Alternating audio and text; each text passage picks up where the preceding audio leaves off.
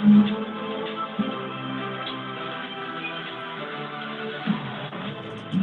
from Indianapolis, Indiana, welcome to the Crossroads Sports Radio Show, presented by Scott K. Nichols and State Farm Insurance.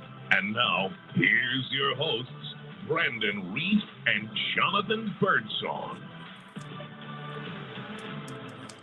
Good evening, ladies and gentlemen, and welcome to Crossroads Sports Radio, episode number 218. I'm your host, Brandon Reef, joined as always by my main man, Jonathan Birdsong. JB, how are you on this wild Thursday? Yeah, man. We thought it was gonna be a little quiet. We got some topics to talk about. I know you'll go over there here in a second, man. But I didn't think it would get this loud, especially for the local team, the Pacers here, on this particular Thursday evening, man. But man, it's great to be back. You know what I'm saying, with the Crossroads listening audience, man. It's great to talk it up with you. And please, man, give us the rundown for tonight's show, Brandon. Absolutely. Tonight's show, we've got Pacers talk. Obviously, we've got the news that the DeAndre Ayton news that's developing still as we speak.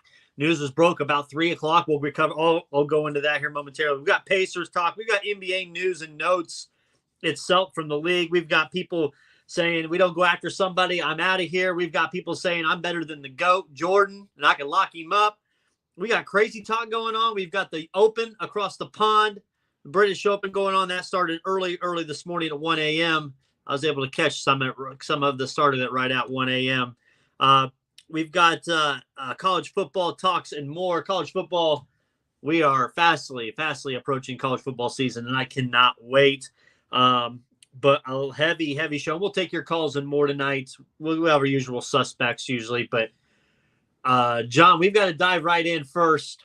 Around 3 o'clock this afternoon Eastern time here at Indianapolis, Adrian Wojnarowski reported that the Pacers and DeAndre Ayton have agreed upon a 4-year, $133 million max offer sheet with DeAndre Ayton. The Phoenix Suns have obviously 48 hours to match. Technically, they have until 11:59 Saturday night to match this. And then it was also reported from Adrian Wojnarowski maybe 30 minutes later, while everybody got all pumped up, that the Suns are plan on signing him and matching it. That way, it's going to end up taking them out of the Kevin Durant possible sweepstakes. But before I get into it, John, I do have some audio from our guy, Brian Windhorst, right at about 3:10 on ESPN's NBA Today show. This is what was said regarding the Pacers and Ayton situation. Brian, what do you make of this situation unfolding and us seeing DeAndre Ayton sign that offer sheet? The Pacers have been lining this up since the first day of free agency. They met with DeAndre Ayton coming right out of the gate, expressed their interest in him.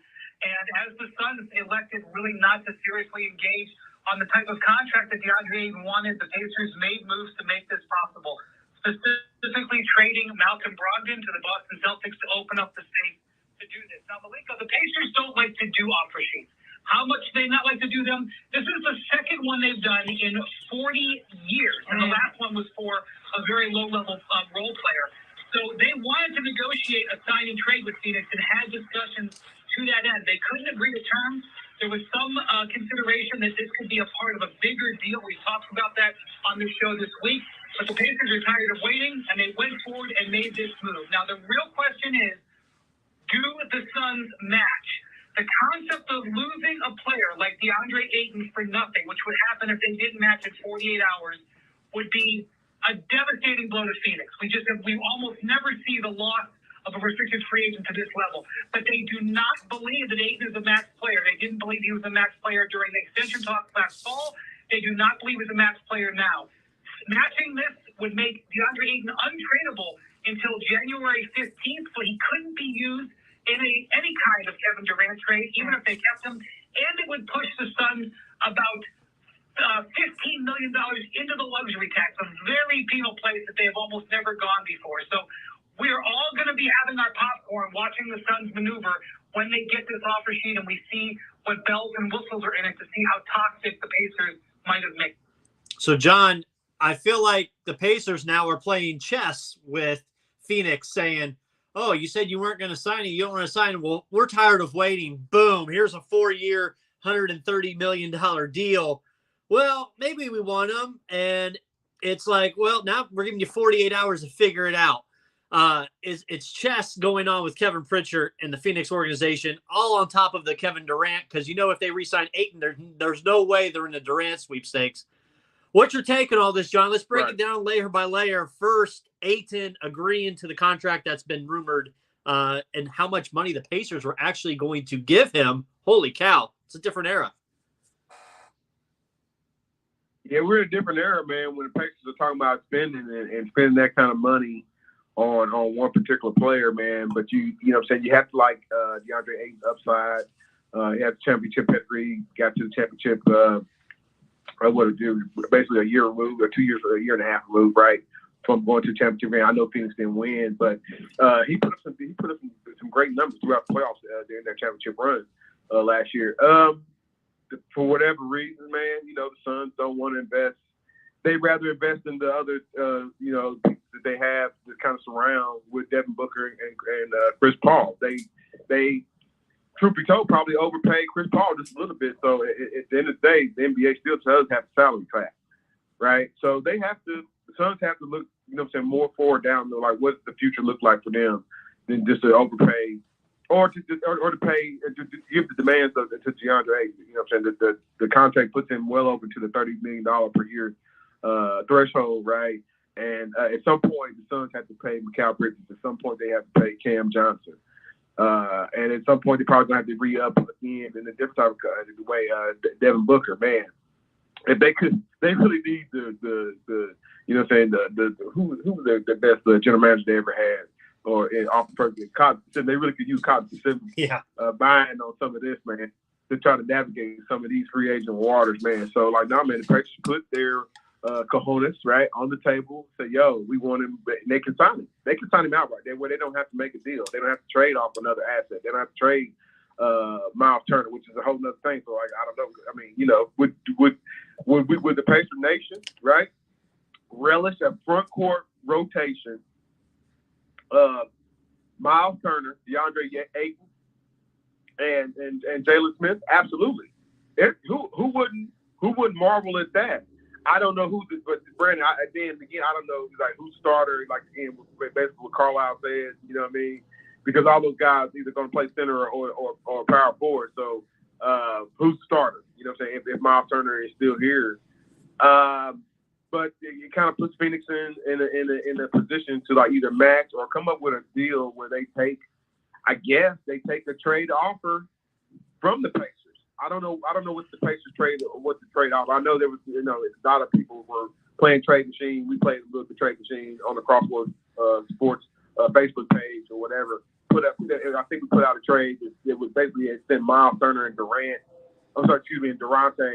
to Phoenix for DeAndre Ayton. And McConnell too. And I thought that was like, that's an awful lot for just that one particular player. Right.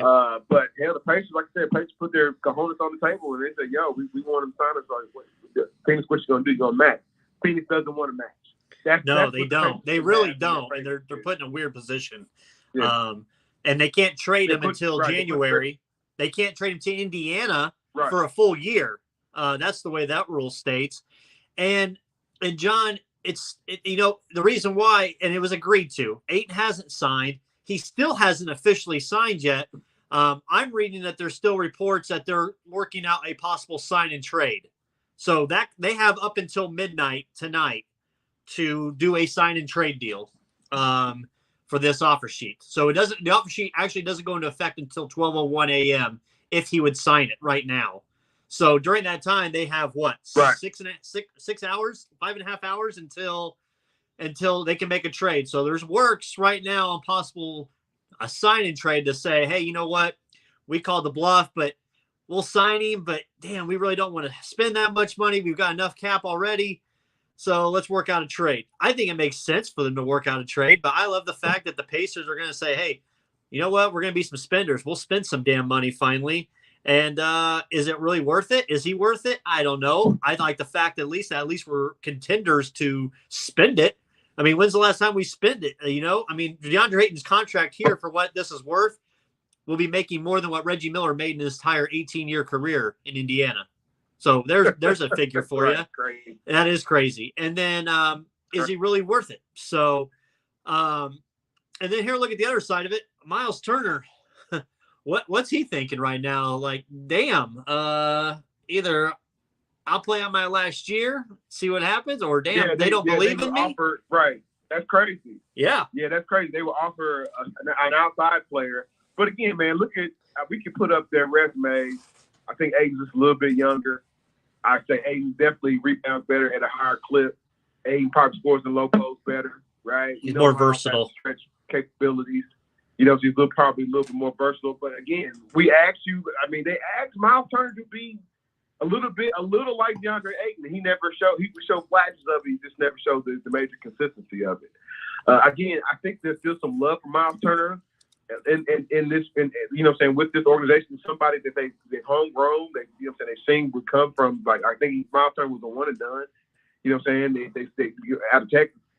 There's somebody that they still value, but like, dude, at the end of the day, it's still business. And they want, the Pacers don't want to have 2 seasons of, like, that's one thing you can like about Herb Simon and the Simon family about the Pacers. So again, they're not necessarily going to blow you away, right, about trying to bring in a Kevin Durant or LeBron James, Trent, somebody, with megastar status around them. But they've been the goats of the town, not goats, but they've been the, they've been the Pacers. There was how much 2 years of fan apathy, right? And like now, Herb Simon has let the ink pen do the talking, and no more fan apathy. We are, to coin a phrase from the Crosstown brothers, the coach, we're all chips in. Yeah, and so I wonder. You gotta go ahead. No, I wonder, how much Steven Simon, who's taking over more of the operation from his dad. I wonder how much Steven has to play an effect into this. He was over there at Summer League, and he was sitting with the Phoenix and Lakers and Kevin Pritchard and all them during the Summer League. So how much he's going to be, hey, you know what? Is his philosophy different where he's wanting to get more involved? He's wanting to spend the money, unlike Dad. It'll be interesting to see. He's also on Twitter, so I've already blew him up this week with a couple tweets. So he only has 340 followers for an owner. Come on now. So hell, if I'm one of the 340 blowing him up, he's getting those notifications. He ain't even verified. So exactly. Absolutely. The Suns want no sign and trade expectations. They're still probably gonna match the offer sheet if happens, but they can't just, as Wardenhorst says, you can't just let a talent like that go. They don't feel the thing is he doesn't feel like he's a max player. And damn, do they really want to pay that? And then Ayton just says, you know what? He doesn't really want to be there himself. So more to come on that. We'll talk here. We'll talk more in a second. We've got our guy, Reggie. Reggie Sykes, what's going on? The King of Trolls is very, very happy. Firstly, once again, you need to do like D. Cott and eat a Snickers bar, because you're taking some crazy takes right here. Pacers have already said that Jalen Smith's going to be the starting power forward. And from what I'm hearing, the reports are him and Ayton were good friends in Phoenix. So I think he's seeing the value of playing with a Tyler, with the point guard, before I said his name wrong. Let me correct that. But I see that the Pacers are taking a swing, and I like it. And I wouldn't have offered them nothing of value anyway, because you can't sign him because you're over the cap almost to sign him. So I'm going to wait the time. And since your GM is a former Pacer who we drafted in the draft a few many moons ago, the long shooter from the three that went to Miami Heat and won a championship, and he says he had roots here. He should have bargained with our Pacers and did a sign and trade, and now you risk the chance of losing him. They don't want to lose him, but they don't want to get out of the Kevin Garnett sweepstakes, and I really don't think that they're gonna match the offer sheet. Red, you bring up two things, man. First of all, man, Jalen Smith, I like him. I think I think I still like Miles Turner overall more so than I like Jalen Smith. Okay, but that's really two different positions. Miles Turner is truly a center. Jalen Smith is more of a power forward. Miles, and then you were talking about Miles Turner. You were talking about Miles Turner scoring in the post. They never asked Miles Turner to score in the post. They told him to go, run, and hide in the corner. JMD says that all the time, and I agree. He only did with the coaches, Nate, the coach out of Toronto, and people have been go stand in the corner and clean up any dirt. Don't cover for them. Both Nate and Carlisle. How many years? Okay. How many years ago make up the go stand in the corner? They want to stretch free because he couldn't operate in the post because there's Sabonis down there. How two big men operating? This ain't 70s and 80s basketball where you can throw two people in the post and play catch and turn around. This ain't a team Elijah Wan, Moses Malone, throw the ball into the post. This ain't what they doing. But the thing that DeAndre Ayton would do for the Pacers, the Pacers have a lot of shooters now. So he can operate. We don't need him to come out. And then you said he has championship pedigree. No, they lost in the championship, and he only played 17 minutes in Game 6 because they was eating him up with a pick and roll. But I like Ayton. I like Miles Turner. Well, I would love for us to keep both of them. But if we don't have to trade Miles to the Suns, he's going to have value somewhere else. We're going to get something from him. So I hope he'll come back to talk shit. In his defense, Game 6, where was Devin Booker? That's the leader of the team. True. You forgot about that. True. And the Pacers have made big splashes before, and they have tried to make big splashes. They tried to sign Paul George to a max contract. They tried to give Zig as much as he could after his injury. They had offered him more before then, but he wanted to play up. They offered Lance money, but he wanted to go out on his own to see if he was going to be worth more. Yeah, the Pacers usually don't make splashes like this. Just like they said, this is the second big splash they've made. They usually don't like doing anything. Last one was the guy out in New York. Yeah, if he does end up in a Pacers uniform, I think that's the pace they want to play. Not try to be funny, but he's a get up and down the floor kind of guy. I agree. I think they're going to get up and down anyway. You know what though, man? I think about this, man. I hate that we had to waive Dwayne Washington, man. I feel like he had 7 threes in one game, man. And I really hate that we have to waive him, Washington. Yeah, Washington and Sykes are going to be casualties of all the guards that the Pacers kind of acquired. So you kind of got to look at it is they have some defensive liability about them, though. A lot. So it's not. They have a lot of defensive liability. They'll shake out somewhere because would you rather have Miles couldn't rebound because he's too busy trying to guard the revolving door because when nobody on the wings play. One thing I have noticed in this summer league, it looked like these kids want to play defense. Look like the kid that we got in the trade from Boston, Nesmith. What's his name? Yeah, Aaron Nesmith. Looks like he's a defensive player. These kids, Aaron Nesmith. Yeah. And I didn't know much about him, to be honest, but I thought I liked the game against Detroit the other day. And to me, I know he's a summer league. I know it's a summer player. Nah, Red, you got some game. I don't know what happened. He was a Brad Stevens kind of guy. Because they Boston brings in young guys. He was a 2-and-done out of Vanderbilt. And Boston brought him in around the time. It wasn't the same draft. It might have been the same draft. I don't have to push it from me. It might have been the same draft when they brought Romeo in. Romeo was a little bit of a higher pick. I think it was the same one as Garland. Okay, yeah. Nesmith got a little game. Outside, he got a good outside shot. But basically, he's like a confidence player, if that makes sense. From what I'm hearing, he was stuck behind a deep bench and he had a few injuries to slow down. That's just from the sources that I've read and heard. Yeah, he's a confident. Yeah, he's a confident guy, but he also, like you said, he plays behind Tatum and Brown. So, how many minutes you really gonna get between those two? Hey, man. In the job play. Let me tell you, I like T.J. McConnell. TJ McConnell. Out of here. Let him go. You can probably let him go ahead and go. I like his energy off the bench. But you can probably let him go because we got some kids now that need some playing time. And if they land Ayton, they ain't trying to do a total rebuild. They trying to win it here in about 2 years. I I agree. You got that kid for third. What you like about that kid for third? Matherin. What you like about him? What you seen about? Oh man, I like him. He had a great game in the tournament. I mean, this game was going back and forth. I think it was against Baylor or somebody. Man, they were balling out. I just thought he was one of the best players on the court. You know, I think he's going to be a great addition. And I don't know why people are mad at Durante. I've been hearing that people like stick him in the street. No, Bird song. You keep him, you keep Matherin, and if you can keep Turner, okay. I like that you keep the task. We got Nesbitt. We got to get some forwards here somewhere. I will agree with you on that. We got O'Shea Percent, and we have Smith. And who we gonna have playing small forward? Hot Hill. Who? I mean, you know, we probably need to get a few forwards here. So, hey, if push comes to shove, keep tight.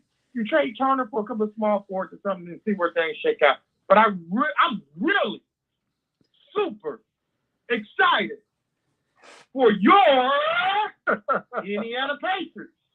And this is the best call that I've ever had for this show. I love this show. Don't go backwards with this show by accepting D-Cot's phone call. Don't accept it. But yeah, we're going to be great. I'm excited about the coach. I'm excited about sports in Indiana in general because we're on our way back. And I do know that in my lifetime, I will see the Pacers win a championship. In my lifetime, it's going to happen. And people like to laugh. Reggie, you was alive when the ABA won, when they won that ABA banner. You was alive. But I was too young to remember them, though. But there you go. Great show. I got to get back to work, and I'll talk to y'all later. See you, Reg. Thanks for calling. All right, that's Reggie Sykes, King of Trolls, John. We go from him. We got to bring on another guy. D-Cop, what's going on? Hey, what's up, fellas? First of all, I'm so glad we got the JV game out the way. It's important to bring substance to a show as opposed to just a rooting cause and a uncontrollable JV game? Fandom. You said JV game? Yeah, JV. It may be the you call Reggie? You call Reggie? No. Maybe West Virginia? Maybe you call Reggie West Virginia? No, West Virginia State. Oh, wow. Yeah, so now I'm and true. It may be disrespectful, but it's true. So look, of course, you know I'm only calling about the Pacers. I don't care. I'm not talking NFL. So we don't know the details, obviously, in the offer sheet. However, if Phoenix, as there's rumblings that they're already saying that they're going to match it, what it tells me is there's no, as I said in the chat, there's no poison pill to keep Phoenix from signing him, right? Meaning they've got some young guys that are due up soon.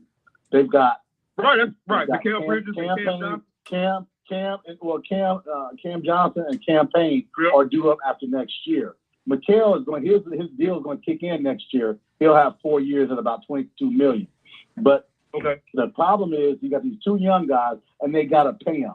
What the Pacers could have done was put a poison pill in there. It doesn't have to be the first season, but maybe the second season, based off of where they are on their salary, and say, take 30. Yeah, D-Cot, take it off the table, and let's say they don't match. Does that put the Pacers in the 6 or 7 slot? No. You all have heard me talk about Aiden for the last couple of months. He would be a great compliment to what we've got. We got a young core group, right? He's 23 years. I think he just turned 23, as a matter of fact. A guy with something to prove. A guy who was the fourth option on a contending team, right? For the championship. A guy who wasn't extended, who was the first player picked, 17 and 10. Right out of it, right? And on top of that, that's the area where he's from. And I'm not going to use the disrespect card because that's not fair. That, I was disrespected. Pay you that kind of money, I would love to be disrespected with that type of money. But they didn't value him publicly and last season like Luka Doncic and Trae Young were respected. And I think that's a piece of what's happened with him also. You know, he was the anchor for that defense, right? But after him, you're talking about mush. Look at that team. You don't see anyone that can stop anyone in my opinion, Devin Booker is a Ole guy.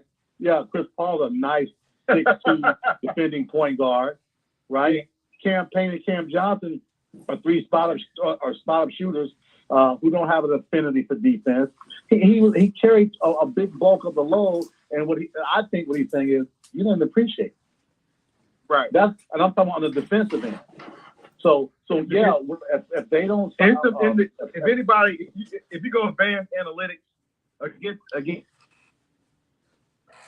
I think we lost John. What happened? I don't know. I think we lost John. I think we did. John, we lost you. Oh, there you are. Call back? No, you're good now. We can hear you now. I can hear you. Okay. I thought ESPN was taking you off. Of course, there's some haters. In advanced analytics against the league big, you know what I'm saying, the Karl Anthony Towns of the world, and even the Sabonis of the world, he holds his own. Now against Joel and Jokic and give me another one, Giannis, you know what I'm saying, there's some stumbling blocks, you know what I mean, that might be statistically from a one-on-one standpoint. And in that Dallas series, they were wanting him to do more, and again, but you just said it, D-Cock, he's the third option. So where's the first and second option? You want me to do more, but where's the first and second option? They didn't necessarily play that miraculous into great them damn self. So there's a lot of hurt feelings. There's a lot of hurt feelings in here. That's clear, and right. Probably a lot of Chris Paul behind the scenes. Yeah, you know what I'm saying? Oh, absolutely. Or running the locker room and saying this guy ain't worth it or whatever. But I would have been because my GM hat, knowing what I've seen out of him. I get it. Again, everybody's not going to fall out against every. You're not going to be a killer against everybody. You know what I mean? Right. So I would have. I can't foresee them matching it. They didn't want to go through the $30 million threshold. So I just can't. Listen, I really can't. Go ahead. Here's why I think they did it though, Jonathan. They signing. They made the tender offer, right? So to get a gauge, I believe, where do we need to fit? Because we don't want to max them out. So this is giving you the questions to the test before it happens. Not the answers, but this gives you the questions so you'll know what to study for. So now what they're saying is, okay, now we don't have to pay him $40 million a year. All we have to do is pay him $33 million a year. $7 million savings, right? That's what I'm seeing this as. So what's happened, in my view, is as the Pacers got hold a little bit on this Brogdon deal from Milwaukee. They gave up more than they had to because Brogdon, I think, was unrestricted or something was happening, and they gave Milwaukee something to say, "Hey, we're doing business the right way." But you have to be a little bit more. You have to be a little more cutthroat, and most folks don't know that. You got to be a little bit more cutthroat with that, and that's why I say. To your point, Jonathan, maybe they won't, right? However, if you front-loaded that money, maybe the first year, think about this. Turner's going into the last year of his deal, right? If I remember right. Yes. Either the last year or the next to last year. Right. So now what happens is you're going against $33 million opposed to maybe $26 million, which could have made a big difference. It can make a big difference signing Turner or not, in my view. So all I'm saying is I hope they don't match it. I think make a difference with this young core, the young point guards who get up and down the court, and they also they like each other, right? I'm sure the JV team mentioned that because he always mentions that in every conversation we ever had. So, but that his play will be better playing for the Pacers. Coming off of what Turner does, because Turner's the perimeter guy, right, from an offensive standpoint. He's not a post guy. What Aiden is. So it almost, you remember when Brad Miller and J.O. got together for the first year? It kind of, and I'm not saying either of these guys or either of those players, but it seems like that type of a mix to me. Right. So you can say Aiden's Brad Miller. You can say that. Yeah, you could, yeah. But you follow what I'm saying, though, right? I think they have an opportunity to grow together, and I think it will work. It will be a big step. But here's the other thing. What I hope it's not is, hey, Pacers fans, hey, remember I'm the guy that was out there shaking hands and kissing babies the last game of the season? Look what I tried to do. I hope it's not smoke and mirrors. That's what I told you. And, you know what I'm saying? I think this is the real deal, dude. But you know what I'm saying? We've been there before, man. Fan apathy, they're not about those. And they've had fan apathy, you know what I'm saying? People were pissed around here because it didn't look like the Pacers were trying. But you know what I'm saying? So I think this is real. Well, you may be right, but let me tell you this. What also is a fact is Pacers season ticket sales are, I want to say, at the time that someone told me, about 12% lower than the prior year. Fact, right? In that neighborhood. So, and a lot of people are thinking with the remodeling, the Pacers tickets have gone up. Just as you know, fact here, the Pacers tickets have not gone up. That money was already there. That's not city money or state money. That money was already there when they built the stadium. A lot of people are saying, oh, they're going to up your ticket prices and they're going to screw you over with a bad product. Actually, I'm telling you, last year to the year before, my ticket prices went down for my seat. So I hope we can cross that rumor of ticket prices going up. But if he's not smoke and mirroring it, that's great. But here we go. We got breaking news. Breaking news. Let me hear it. Out of the world of the NBA. Per sources, the Pacers and Suns have made some progress and the DeAndre Ayton sign-in trade talks, but as of now, there's no agreement close from the understanding. But dialogue is certainly ongoing through the evening and into the midnight hour. Jonathan, you cut out on me. I mean, Brandon, you cut out on me. It was breaking up. What did you say? Sorry. Brandon, you can repeat that one. Yeah. Per sources, the Pacers and Suns have made some progress in the DeAndre Ayton sign-in trade talks. But as of right now, there are no agreement close from the understanding. But dialogue is certainly ongoing and through the night until midnight. See, I'm not a fan of that because what it says is Phoenix saying, oh, shoot, we're not going to sign him, so help us out. Right. Again, the Malcolm Brogdon thing in Milwaukee. Not Boston, it's all Milwaukee. See, the Pacers have to go for the juggler. They got to go like Minnesota did. I'm getting fired up now. Minnesota said, we're going all in. We haven't had a great player since KG. They won the West that year in the regular season. They lost to the Lakers. It's time. No one's coming to Minnesota. Let's swing for the fences. Man, come on. If you give them an out, what are you doing? You're making the KD trade easier, probably. Making friends. I say James Jones making friends. You follow me? Listen, James Jones was a first-round pick out of Miami to the Pacers first before he ever became LeBron James' friend. Everybody loves James Jones, and he also knows you also know a sucker when you see one too. Let's call it like it is. And I'm telling you, as the Pacers get suckered into a sign and trade where these guys were not going to sign him anyway, it's a bluff. Okay, fine. Say he doesn't. They do sign him. Okay, sorry, DeAndre, we really wanted you. Hey, I understand you took the money. Fair enough. The Pacers aren't going to be a championship team next season with or without. Because when you mentioned Kevin Durant, I feel like the asking price of Kevin Durant is a little bit too high, and that's the reason why that contract hasn't moved yet.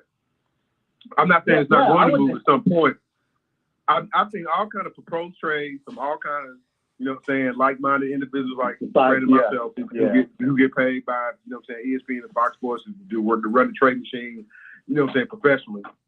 And like there was one trade that I saw on Jacoby on Jalen and Jacoby's show where it showed that the Brooklyn Nets would trade Durant to Toronto for the Rookie of the Year they just had last year and pay Josh Siakam in two first rounders. So you telling me Brooklyn, Kevin Durant, Kevin Durant probably in his mind wants to go play with those guys, not get traded for them. Because then they kind of leave Toronto with just him and Van Fleet and maybe OG Anunoby. I haven't heard about him getting extended or anything like that, as I know he's a free agent. They would have to extend him. They would have to extend him if they did that trade. Because what else do you have? And to your point, right? But, and that's to me is poor, but it wouldn't surprise me because my thinking is your starting point is the Gobert start. 5 picks and three players that play. I got a feeling the cover's bare. And I said it to you guys weeks ago. I think Durant stays in New Jersey, and I think Kyrie stays in New Jersey. I really think they do. When it's all said and done, I think they stay. I've been wrong many times before, but I just don't see the market. I don't see the market in which is going to work for them. Because Right. they're asking for a king's ransom. Right. Durant's on a 4-year deal, and Brooklyn doesn't want to go through another. So at some point, you got to make a decision. What do you want to do? If you're going through a rebuild, I don't think it's reboot because you have too many other pieces. They can't. Right. Yeah, they can't. They can't because they gave up too much in the Harden deal, right? And they've been irrelevant even with these two guys, right? So they've got to stay relevant somehow. The owner's got egg on his face because he let a player talk him into a trade that the GM didn't like. So, of course, he's going to come out and say things. So we know that stuff, right? You pay attention, and it's unfortunate, but that's New Jersey's problem, right? My big deal is I definitely say Still New Jersey. Listen, there'll always be New Jersey. The big deal is that we cannot do a sign and trade. Why? We hold all the cards with the Ayton deal. There's no reason to. Our players are under contract. So you mean to tell me they have to take Lance Stephenson? Listen, man, y'all gonna keep on bringing my boy's name up in this stuff, right? But no, it's kidding. But no, we would give up probably a wing player. That's our weakest position. Probably weakest position. Well, I don't necessarily. I don't think it's weak, man. It's kind of deep, man. They got Nesmith. Remember, they got Fields. We're talking guys 6'3" to 6'6". I'm talking about long arm guys who can defend that the perimeter. That we would have to give up somebody in that neighborhood. And I think our strength is in the backcourt. But I don't think that Phoenix needs anybody from our backcourt. I think that backcourt is pretty okay. Granted, Chris Paul's okay. Right, it's okay. But they need to figure out. Well, I'm not trying to help Phoenix, right? Any trade has to have Miles Turner in it. Any trade with that. Yeah. Any trade because it frees up another contract. I don't.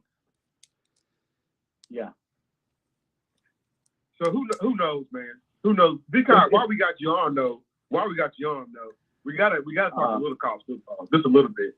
Okay. Are we putting a bow on the Pacers? We agree that DeAndre Ayton to the Pacers is a great deal and a great win for the city. If we can get him. Absolutely.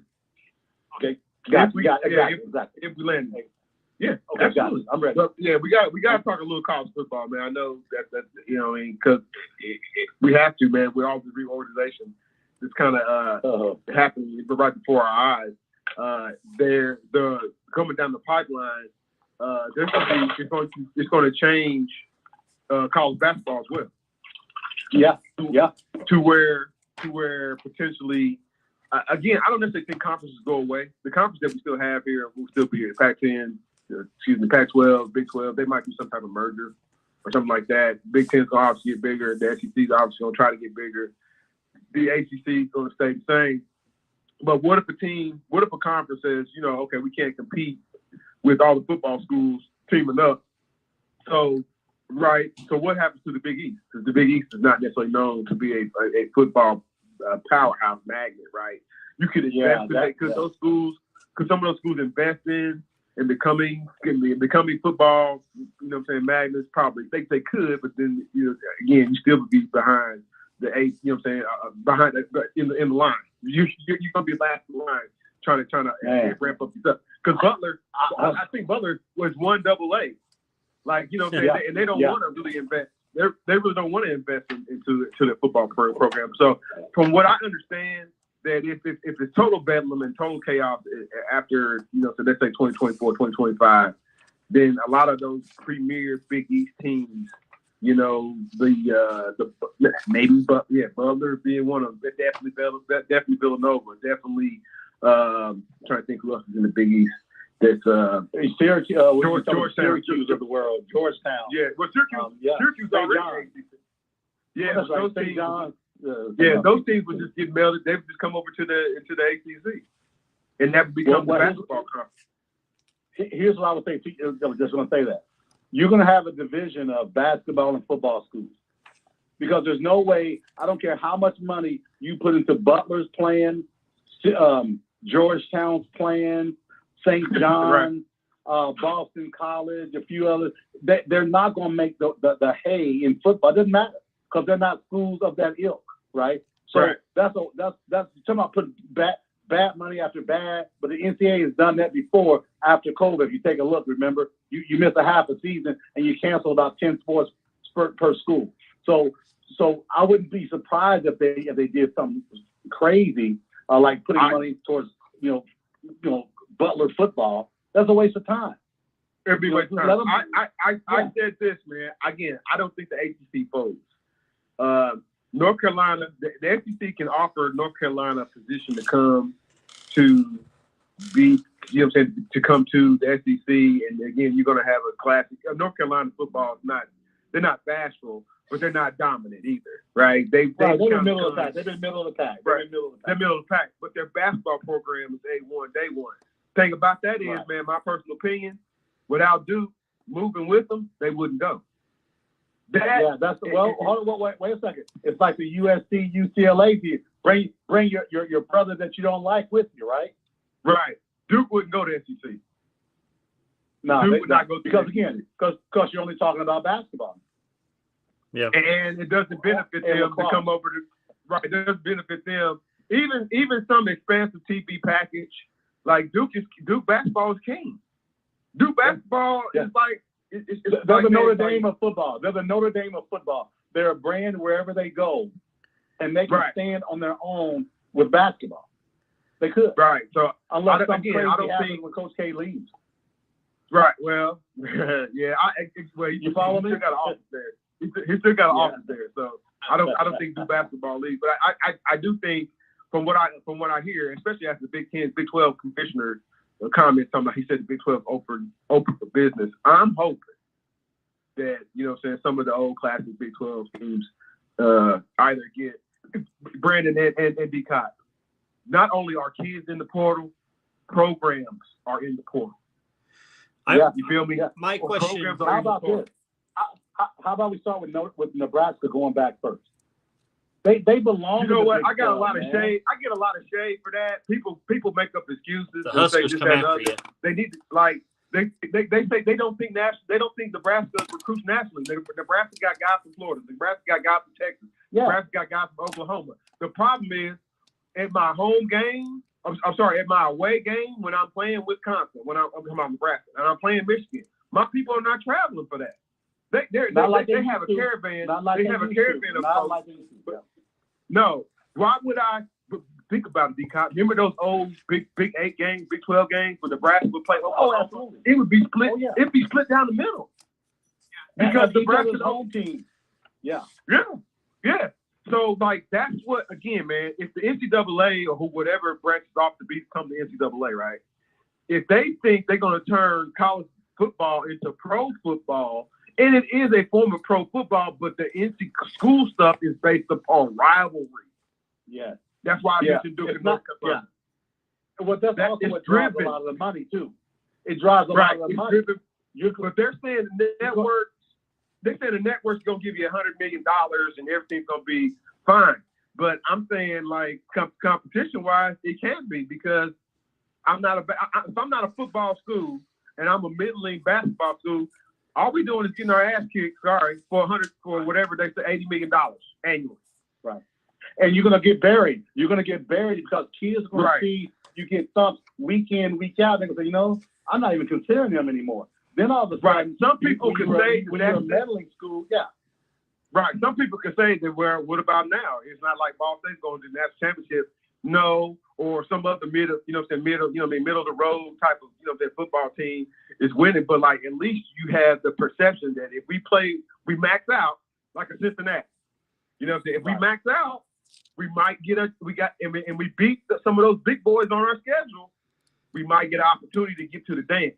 I still think that with this new system, there's going to be an expanded playoff, 16, 18. Well, it has to be. But I'm going to tell you this. It's not going to make them no happier. But I believe this, though. I believe this, JB. I believe you saw the last of the Cincinnati this past year. I don't believe that you can have a 20-team conference, super conferences, and there's a team like Cincinnati who's not in one of those conferences that can win. I just don't. I don't believe. Okay, believe, right. Just like they won't even get invited. Right. They won't get invited. Brigham Young remember Brigham Young winning the national title, going undefeated, and beating a poor Michigan team in the Holiday Bowl. You don't see that anymore, right? So right, now the next step was the Cincinnati deal. So I just don't believe that it's going to happen. I believe the super conferences are going to be the way to go. I love it though for the players because there's going to be more money for the players too. Think about this: 6 months ago, how we were knocking NIL. These greedy players, they're hurting themselves. Now, guess what? The networks got greedier. Right now, take us now. Now, who's greedy? Are you going to tell me UCLA and USC are not the same as an 18-year-old kid saying, "How much can I get?" The difference is the kid doesn't know better, but the university should.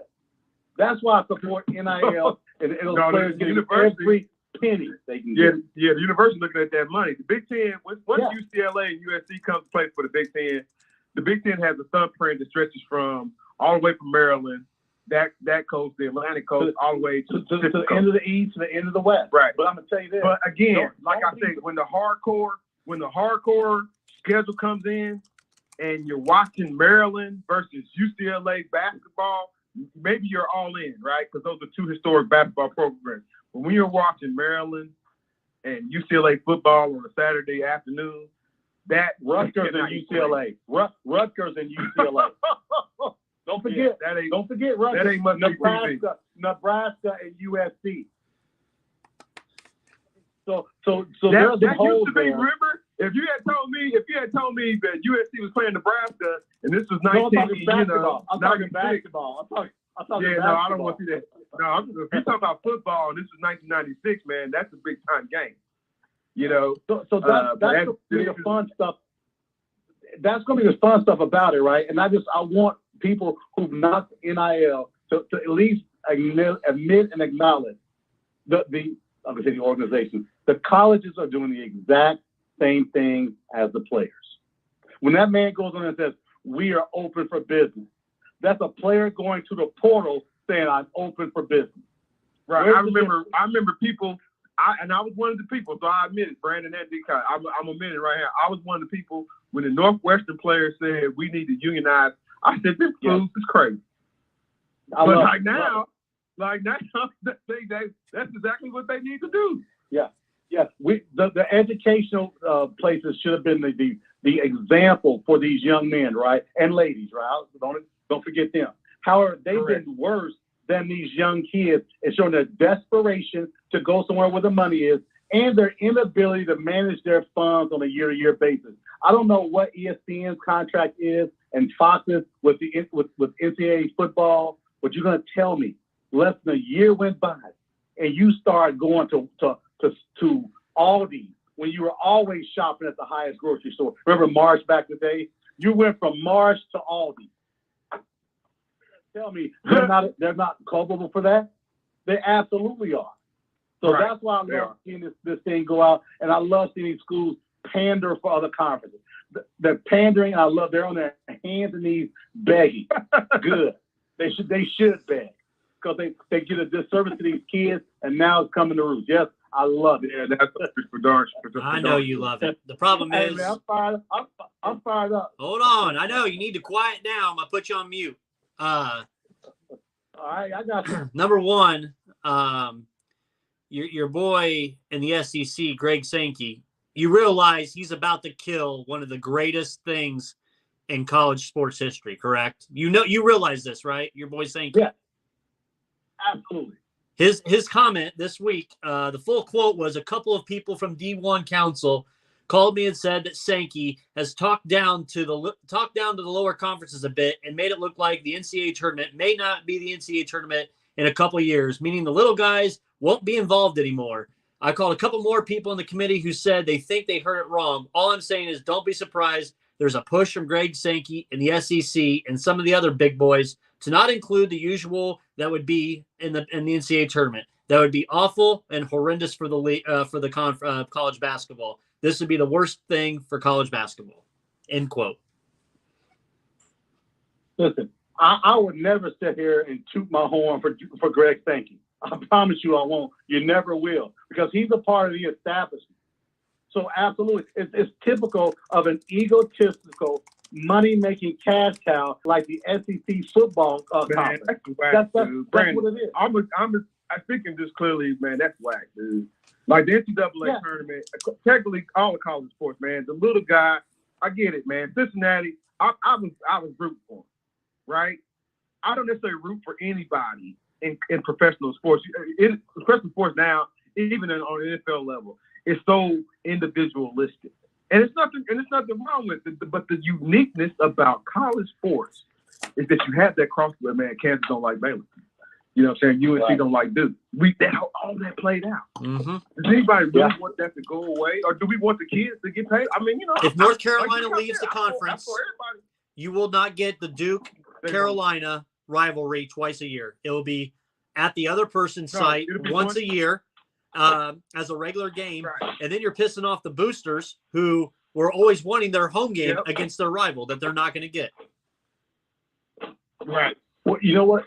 Think about this in a smaller level. Remember back in the day when Pitt would always play Penn State? Always. That was one of the biggest rivalries on the East Coast. No one, right? Indiana, Kentucky, basketball. No. So I think the rivalry thing is going to go away within the next 20 years. They can say, "Oh, we're going to keep this rivalry." No, because money and ego will drive it. Not. They don't listen to the fans. We at some point we got to realize the fans aren't being listened to. The money is driving this bus, and until people realize that the rose-colored glasses of IU should play Kentucky and the Penn State should play Pittsburgh and all. No, those days are over. And just like Cincinnati of last year, the Cinderella team, over. Because money is ruling the roost. So that's why it's going to be chaos. And these players are smart. They're saying, listen, you are going to do this to us? No problem. I'm getting my money now. I'm getting it. I bet you it's going to be a big fight. I love it. Because again, how is it that the establishment can win, get so much money, but the players are looked down upon? I just don't understand that. JB, let me ask you this. It was also reported this week. Phil Knight, obviously the big Nike guy, running everything you can run up in Oregon with everything. Phil Knight's cold calling conferences. The Big Ten, the SEC, allegedly this week, cold calling them, trying to put a bid in for which one's best for Oregon.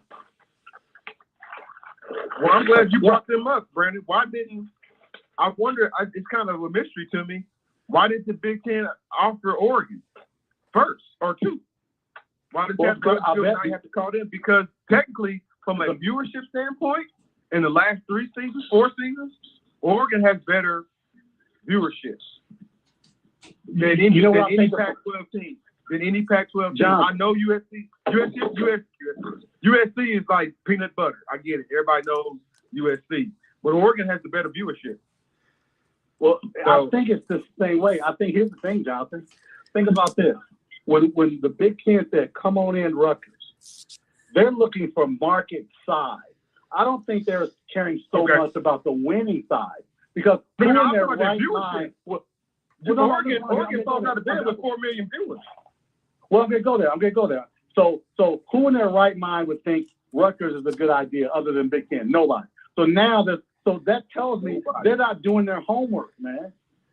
They're not doing their homework. To your point, Jonathan, Oregon is the cash cow for football, not USC and UCLA. On that side, but they're seeing market size. Yeah. On that right, because they figure they get the Cowboy market and away we go. Right. You know what I mean? Yeah.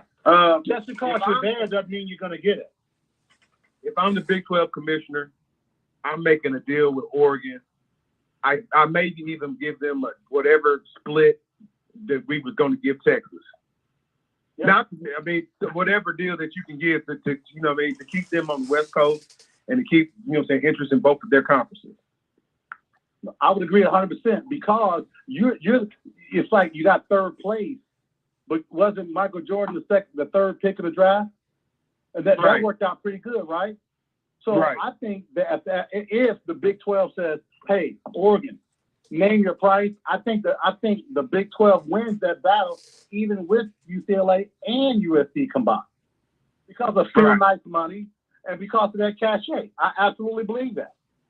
Right. So I think the opportunity is there, man. I really do.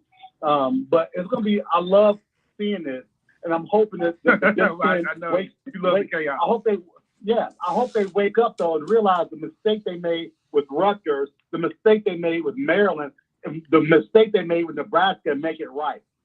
But Nebraska's made no impact in the Big Ten.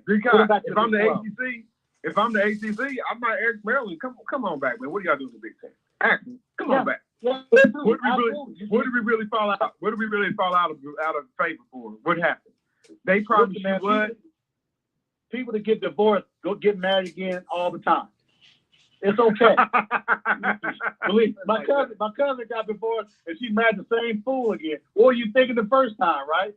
So it happened. So I'm gonna look forward to seeing what happens, man. But let's put a petition together to get Nebraska back to the Big 12. Maryland to the ACC, and Rutgers back to whoever. Big East. Yeah, Brandon, I know you lived in the world where Cordell Stewart played for Colorado. 1994. Cordell Stewart story, right? Cordell Stewart in the Colorado program against Nebraska, from a football standpoint, that was A money. Yeah, that was A money. Yeah. But the Cordell Stewart, I'm talking about Colorado. Period. This is when Colorado used to be something. You know what I mean? And then they went full hard in themselves and said, "Oh man, this run is Pac-12. Where who's your rival? Who's our rival here? Who's our buddy?" Yeah, they didn't go. Yeah. They didn't go with nobody. Now they can't even beat Colorado State. Missouri with the SEC like some crazy people. Yeah, you know. So that's something. Can you imagine? Missouri wouldn't even get a sniff of the SEC right now if they hadn't already been there. No. So yeah, that's why I say we got to get those schools back to where they belong, and you got to add a team, maybe if it's not Kentucky because of the SEC, but Cincinnati is a perfect fit in the Big Ten. Well, they went to the Big 12. They going to the Big. They start Big 12 play next year. Yep. Oh wow, I didn't realize that. Okay, yeah. They did. UCF. On my mind. Okay. They gobbled up UCF, Cincinnati, and there's one more team I can't remember. Was it Tulsa? I'm trying to remember. It might have been Tulsa. Okay, I can't remember. It might have been Tulsa. It was. It's one of those teams that always is kooky, man. Wins by 10 games, loses by 3 or something like that. Right. You know what I'm saying? It's one of those. Well, teams. that's good for them. That's good for them. That's a myth. That's another myth for the Big Ten, in my opinion. But man, the Big 12 guys don't have no business in Florida. They're the middle 12. They're the middle 12, not the Big 12. Yeah.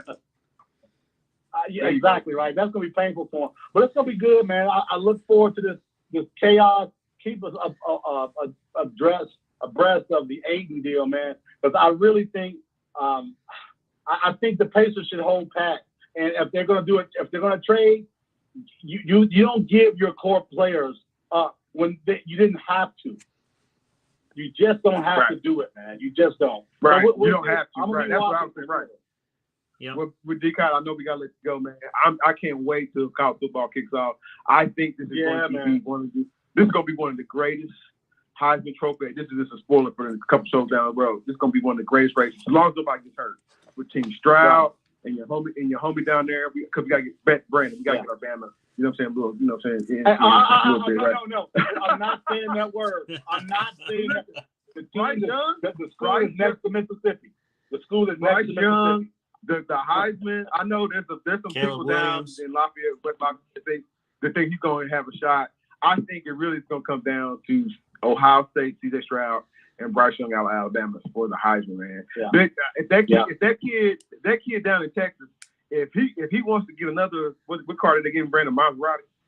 No, he got, what kind of car did that running back get? What kind of car did he get? Yeah, Robinson. No, it wasn't Lex. Man, he could get it. He could get it because as long as he's, upright and has a decent quarterback support. I know that's still a question mark in Texas. He could get it, but I really think it's going to be a special showcase when we see Ohio State, and, you know what I'm saying, this year, and Alabama this year, because you got to think they are on collision course. But how great it's going to be. And that's no disrespect to Georgia. That's no disrespect. I'm just saying, as far as the Heisman Trophy is concerned, C.J. Stroud, Bryce Young. The big game I'm waiting on is that team that's next to Mississippi and A&M. I'm getting fired up more and more thinking about it. You ain't got nothing to worry about. Who coaches there? A lot of people doing a lot of talk. A lot of people doing a lot of Jimbo talk. Fisher coaches there. I get it, man. You know, listen. Coaches playing mind games with him already in the summertime. That ain't talk. He just made chalkboard material. Nick Saban made chalkboard material for his team. We thinking like he offended Texas A&M because, you know what I'm saying? No, he getting his team together. That's what the subliminal message telling boys, we're coming. Yeah, those are money players. They say those are money players over here. We got the money players. Man, Texas A&M might not. Texas A&M 17 points. I don't know. I shouldn't say that. I want to say 17 Let me tell you points. this. Last thing. The last time Nick had an embarrassing regular season loss was against LSU. And when LSU, they interviewed Nick, and he says, "Hey, how do you feel about LSU?" Well, they're pretty confident about what they did to us last year. Let's see if we can change their minds this year. And that's what's going to happen. There's some mind-changing things that are going on down there. Yeah. I look forward to it, though, man, for sure. Hey, keep me abreast. If something comes up, if I miss the Facebook post, man, somebody text me or something. Because I may not sleep. We will go live. We will go live when the 8 deal, you know what I'm saying, becomes official. If there's a trade tonight, we will go Facebook Live. Whatever it works, man. I'm all in. I don't have a bedtime tonight, so I'm good. All right, sounds good. Thanks, Peacock. Roll Tide. All right. Love you guys. Take care. Roll Tide. Yep. All right. John, another thing I have college-wise is I also think, I think Caleb Williams. I think you got to throw Caleb Williams from USC. I think you have to throw him into the Heisman race this year. Brandon, he's 6-1. He's 6-1 odds, third best odds. So you don't know what you're going to get out of USC this year, which is crazy. Brandon, he should tear up that conference. He should, except for Utah. Tear up him but they're gonna be. It's possible they can still lose a game and still get to the championship game. You know what I'm saying? You know how the politics kind of roll out, whatever. I don't know. You're right. He'll be right there, Brandon. But I don't know, man. He's not. I don't know. I think with USC, they're trying to rebuild the brain, and and if we get to the championship, you see what I'm saying? Yep. Let me ask you this. I think that's what they're doing there. I'll shift gears, John. Of the what is your favorite? We're getting close to a break. What is your favorite All-Star game? It's you have the NFL Pro Bowl. You've got the NBA All-Star game. You've got MLB All-Star game. You've got NHL's All-Star game. Which one's your favorite? Because mine, while I would love to say NBA, and it used to be, but I kept falling in and out of love of the NBA All-Star game, obviously after the 90s and Reggie Miller eras and all that was over. But MLB All-Star game, to me, just has that pure feel still. MLB All-Star weekend starts this weekend on Sunday night. Home Run Derby on Monday. To me, it just feels that's the great American pastime. I remember great memories watching the All-Star game, baseball, summertime. It was great. Which one is yours, fave? Do you have a fave? Yeah, you broke up a little bit, man. But the answer, Major League Baseball. Yeah. And this is the time when you start really, you know what I'm saying? Of course, when you start checking from Major League Baseball. Just because, like, you know what I'm saying? I'm not going to ever say Major League Baseball has too many games or anything like that, man, but they have a lot of games. So you can't really necessarily crown yourself a champion, you know what I'm saying, in the first week of June. You know what I'm saying? I think the Braves were like dead in the water, and then they made a trade. Now they're 10 games, and they had some wins all along the way. Now they're 10 games up, but no, 10 games out of the wild card, with a lot of heat going in. And then outside of that, like another team who kind of started out slow is the Orioles. They started out in the mud. It's the damn stuff. Now they're on a 10-game win streak. So right now, you know what I'm saying, we're normies like myself are really like paying attention. And I'm admitted. I admit it, man. Again, training day and all that. And, you know, the start of baseball season, you know, it's a slow start. But yeah, this is really the jump off point. And then when you talk about All-Star breaks, you got home run derby, you got the game. I don't know if Brandon. I don't know if I still like the rules. Whoever wins the All-Star game, that's still in place, right? Whoever wins the All-Star game. No. They got rid of that. Good. This is a good time, to talk about these things. So they got rid of that. They got rid of it. Now it goes by best overall record. Whoever has the best overall record, that league gets home field. But yeah, they're right around the time you get to know some of the primary players who've been having great seasons this year. You know what I'm saying? You find out who's it's going to be a Metro series potentially, Brandon. Like, as the Yankees are hot and the Mets finally got their head out of their ass, I wish Sweet Lou would call. Maybe he will. If he's listening, Sweet Lou call in and let us know what's going on the East Coast with the New York teams. Because again, I think both of those are in winning positions. It would be sweeter if some of the local teams that the Indianapolis faithful kind of around here kind of follow. The Cubs is in rebuilding. Cincinnati Reds, they jettison everybody away. And Cleveland, like I follow Cleveland. I follow Cleveland just out of historical, you know what I'm saying? And I haven't seen anything posted up. Right. I don't know. But yeah, man, baseball, I mean, Yeah, it's what it is. I agree. Yeah, it's just jump off there. Yeah, I think it's one of the best with your home run derby. You got your futures game on Sunday night. Yeah, they finally got rid of doing the home field based off the All-Star game because, people raised a riff back when it was tied, and I went how many innings, and you had nobody on the rosters left. So we'll see from there. We're going to take a quick ad break, John. When we come back, we'll take more calls. All right. We'll go from there. We'll be right back after these messages. You've changed thousands of diapers, cut off hundreds of crusts, played hours of peekaboo and duck goose because you'd do anything for your kids. That's why it's so important to protect them with life insurance from State Farm. State Farm insurance agent Scott K. Nichols will help make it easy and affordable to help protect your family no matter what the future holds. Because for the people you do anything for, life insurance could mean everything. Call State Farm agent Scott K. Nichols in Indianapolis today at 317-243-3509. Like a good neighbor, State Farm is there. Yeah, we also want to thank our sponsors, Mavericks Custom Motorsports, where ideas are created and dreams are born, specializing in custom motorcycles, boats, slingshots, Jeeps, trucks, and more, offering pickups and deliveries, shipping worldwide. Check them out today, MavericksCustomMotorsports.com. Like I said, they ship worldwide, anywhere you're at in this world, Antarctica, Canada.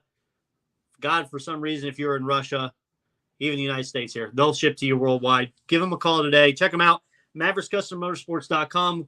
Let them know Crossroads Sports sent you. And then we also want to thank our final sponsor. Crossroads Sports would also like to thank Wiseman Logistics. Their team is dedicated to the successful delivery of your packages.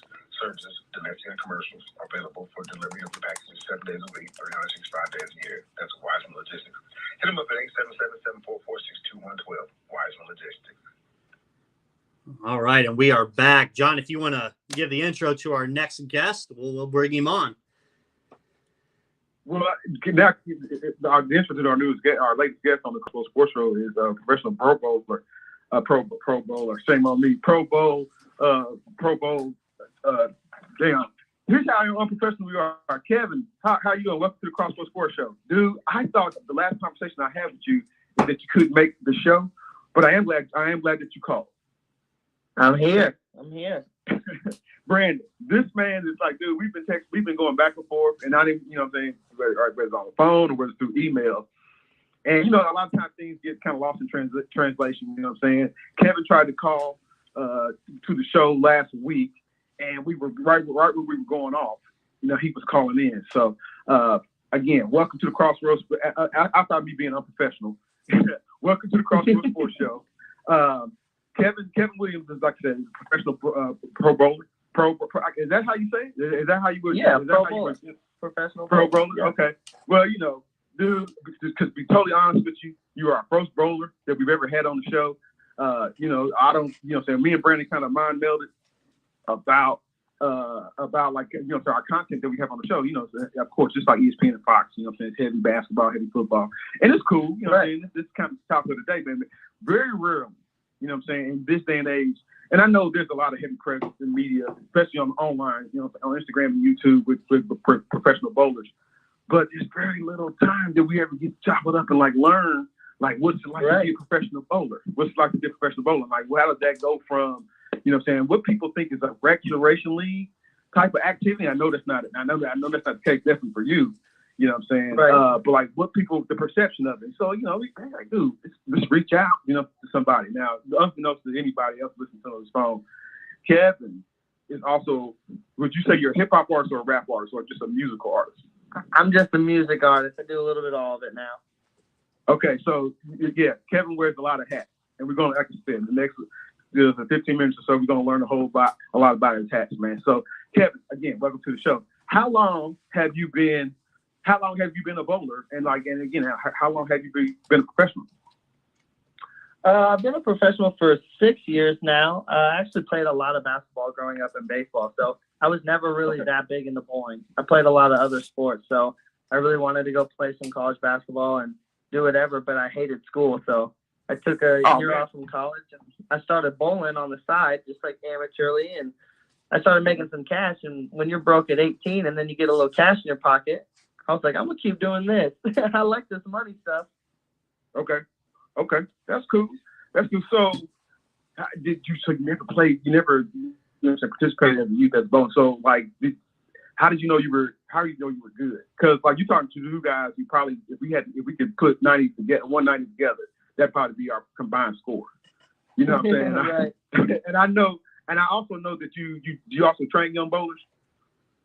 Yeah, definitely do a lot of coaching. Okay, a lot of coaching. Because I got a question for you after I got this one. But so how does somebody know? Okay, you said so you want a little bit of cash, man. So how do you know what level do you have to take it to from being somebody who just bowls with his buddies to a professional? What do you have to train, or do you have to or you just fall out of bed and get a perfect game?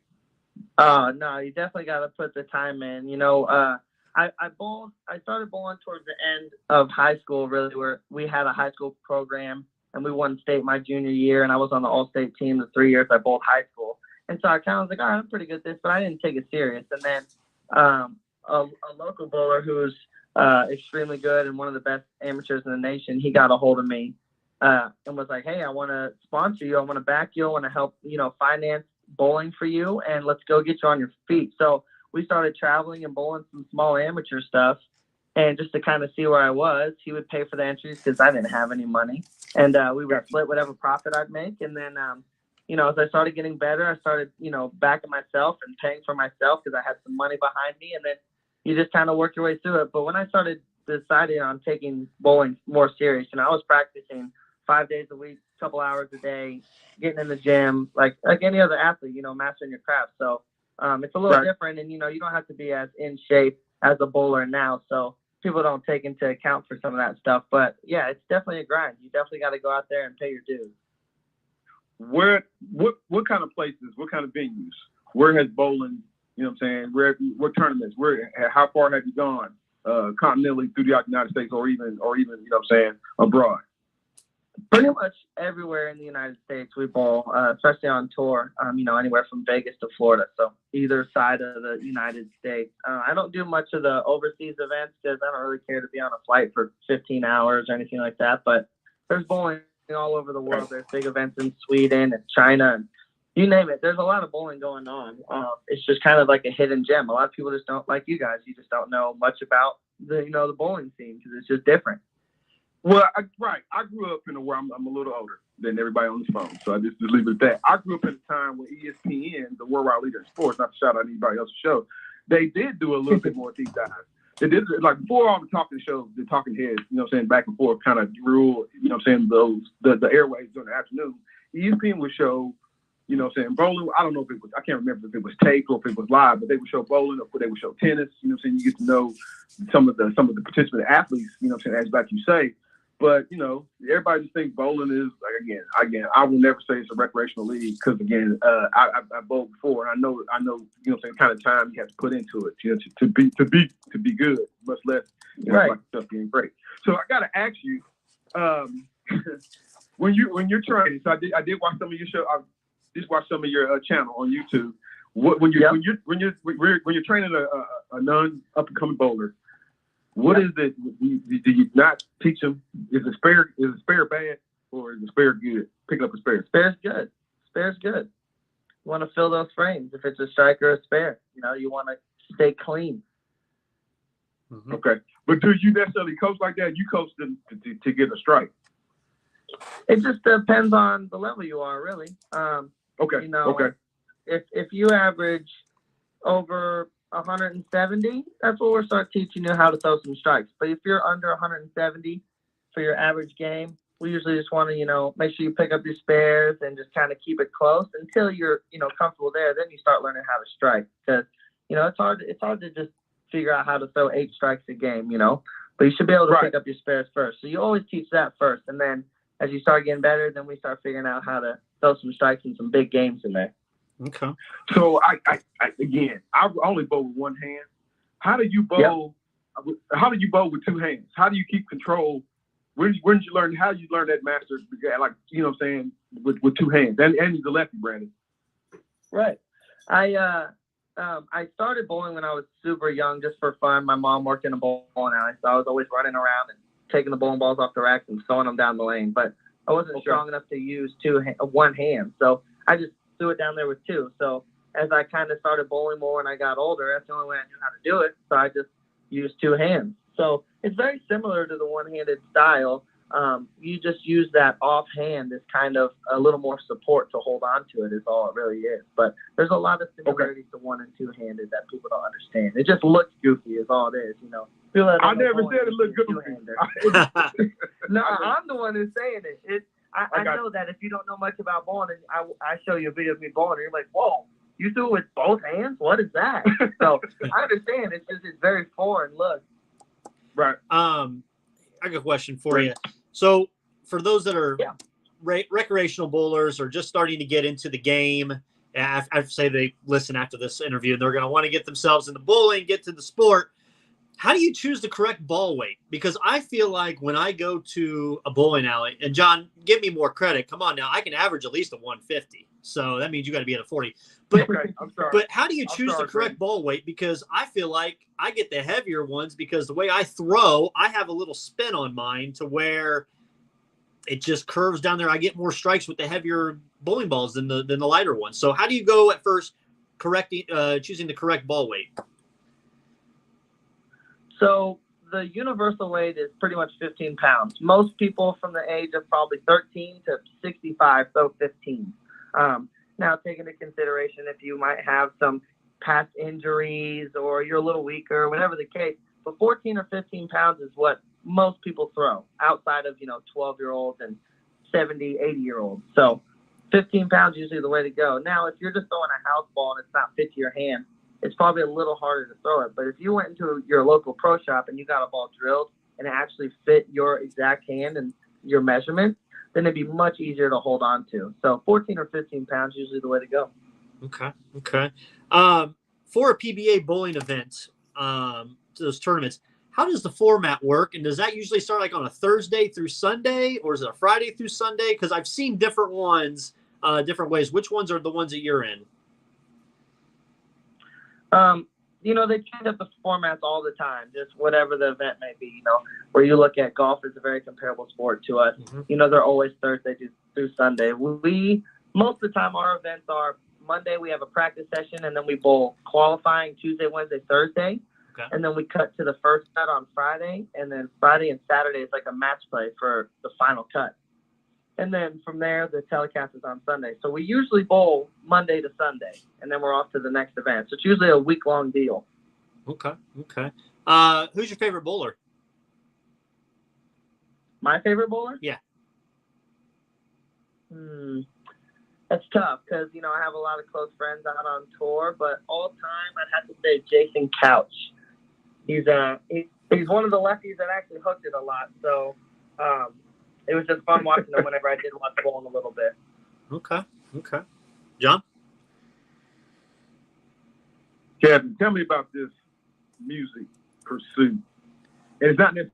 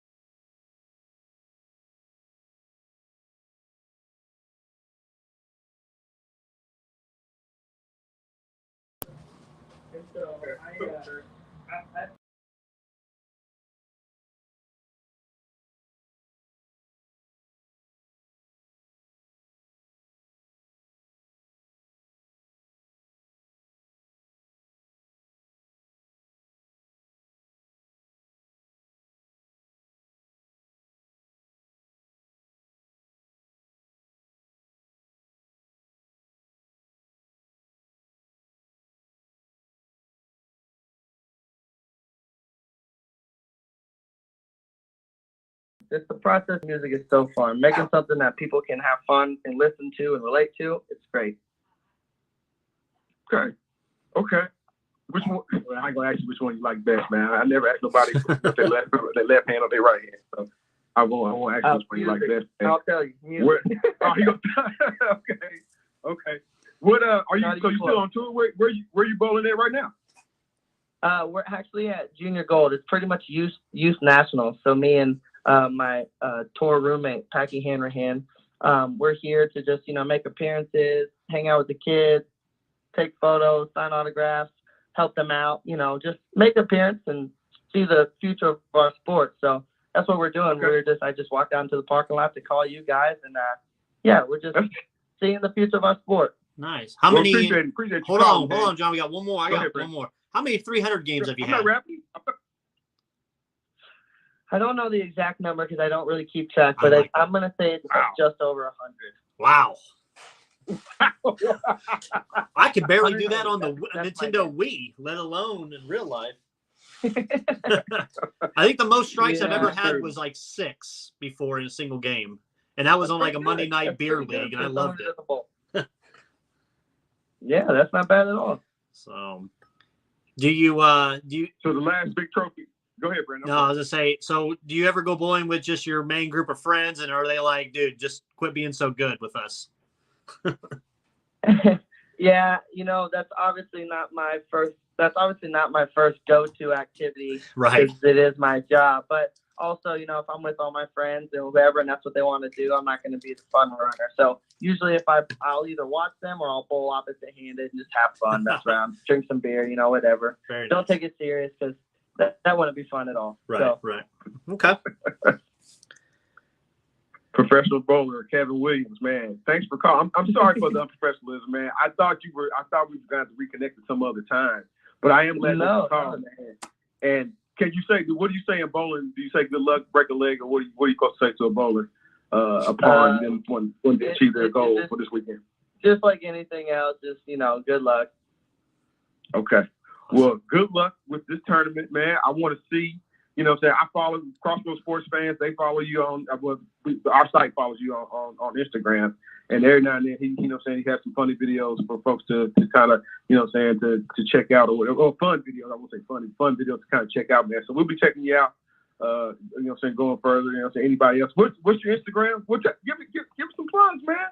Give your Instagram plug, your YouTube plug, and where can your music be found at? So all my social medias are just Kevin Williams. That's Keven, Williams spelled regular. Just search my name in any music platform. You can find all my music. I've released 3 songs in the last couple of weeks. I just released a song Friday.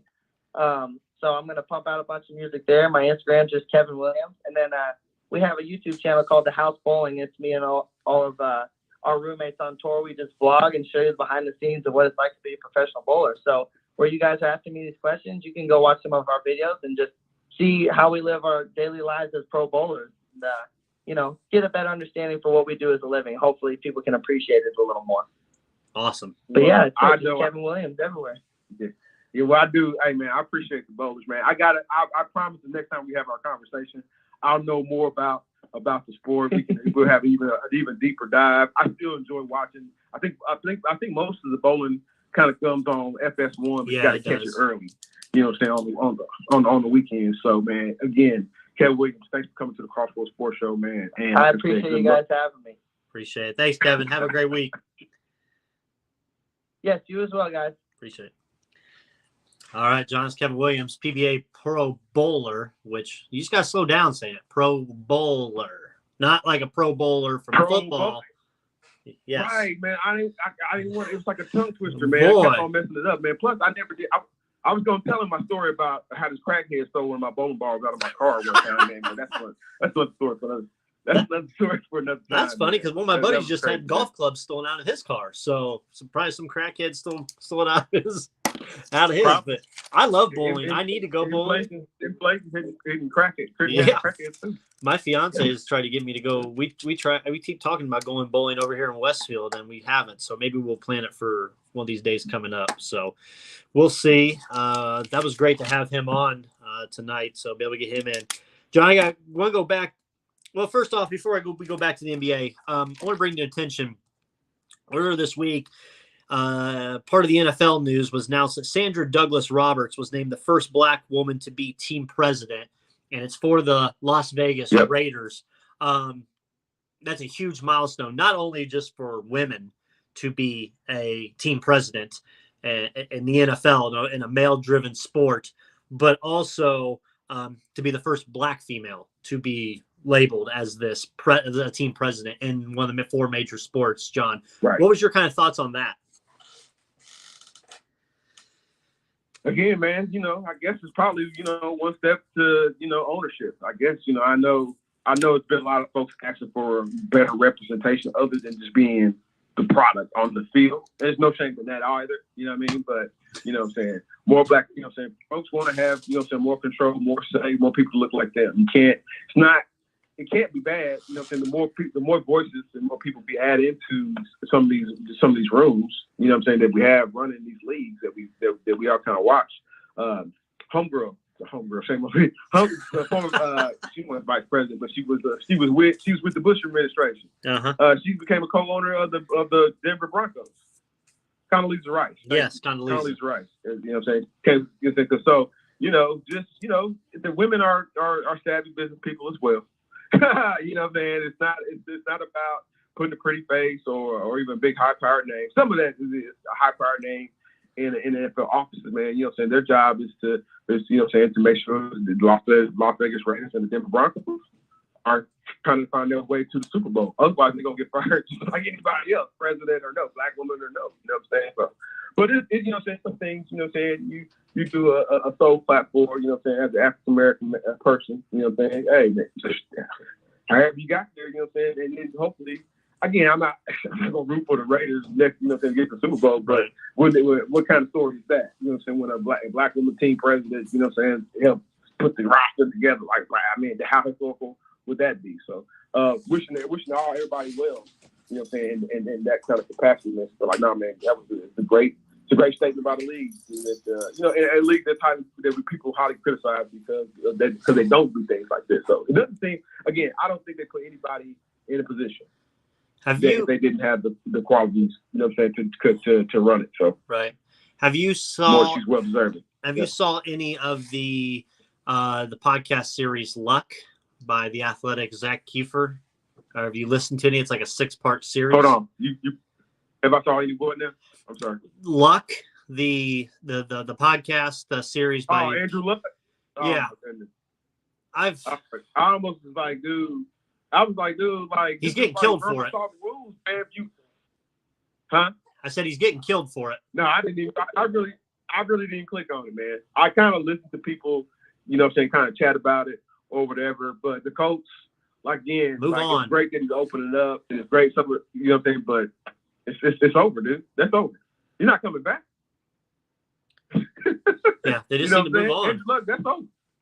Yeah, 3 quarterbacks ago. Let's move on. You know what, Brandon? I'm just as mad as that as I am. Again, Indy Star. I'm not no enemy of Indy Star. That's the other guy that talks, crap from 12-3 in the Indianapolis market every day. He got the thing with the versus Indy Star every day. But here's the thing: it's kind of cool too, Brandon. With that article, the other article that came out where all the former IU players were talking about Archie Miller wasn't the guy. He wasn't the guy. Y'all, what did they do? They had a collective down there of IU players. They said they did a national search, and then because Dayton had went to the Sweet 16 2 years in a row or something crazy, Archie Miller was made the head man. Yep. Jared Jeffries put that thing together. So it's kooky I get it. There, the Indy Stars is a story. I don't know. Joe Hillman commented. Brian Evans. I know you don't know about it, Brandon, because you anti-IU.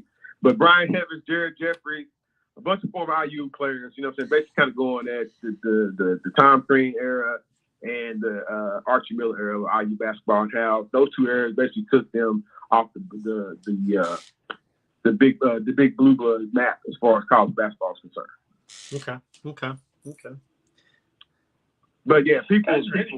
And Three Foolish Men, I put you right in that category. Speaking of idiots, hilarious. Speaking of idiots, John Morant, John. Why don't John Morant just shut up and play basketball? Because his comment of, I would have cooked Michael Jordan too. I'm never going to say nobody's going to beat me, but he couldn't have guarded me in his era. Right, Brandon. He also further went on to crap. It was a nice way to say. He said that they didn't have no superstars in Michael Jordan's league era. He said Michael Jordan in this era would just be another. He would be a superstar, but he'd just be another superstar. He said we got Luka. This is what this man said. He said we got me, Luka, Tatum. He started naming off, and it was like, I'm like, man, do you think Luka Doncic was better than Charles Barkley? Did you fall out of your seat? Did you fall out of your seat when you heard this? I'm talking about era. You know, they had. I mean, that makes you crazy as a basketball fan that some young guy that lets his money kind of go to his head just a little bit. Like, you haven't proved yourself yet. You didn't beat the Golden State Warriors. You see what I'm saying? Number 2 overall pick. I get it. The state of Tennessee and Memphis, they love John Morant, and he's on his way up. But like saying Michael Jordan, yeah, you might. I get it. You know what I'm saying? I get it. What did Allen Iverson do? He did the shake up on Michael Jordan. Everybody remembers it.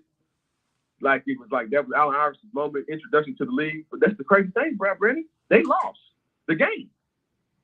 They lost the game. They lost that game, I think, by 20. Man, John Morant better get his mind right.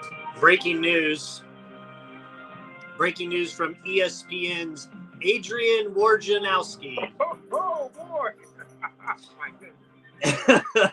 ESPN sources. Oh my goodness. Restricted free agent center DeAndre Ayton has signed the 4-year, $133 million offer sheet with the Indiana Pacers. And now the Suns are officially on the clock to match. Expectation remains that the Suns will do so and retain Ayton, but they could take this process through Saturday night's deadline. They ain't, Brandon, they're not going to do it. John, I mean. That's crazy. I'm glad he signed it, though. So now we got more NBA drama over the weekend. I know, right? Now you're going to be sitting there on Saturday night looking at your phone, waiting to see what happens. But, so the trade talks must have just dispersed because they couldn't come to a deal. Would you rather going long term? Would you rather have your homegrown talent? You should pay. Phoenix should pay their homegrown talent and then move. If Chris Paul, I'm not saying that's what it is, but that was a rumor.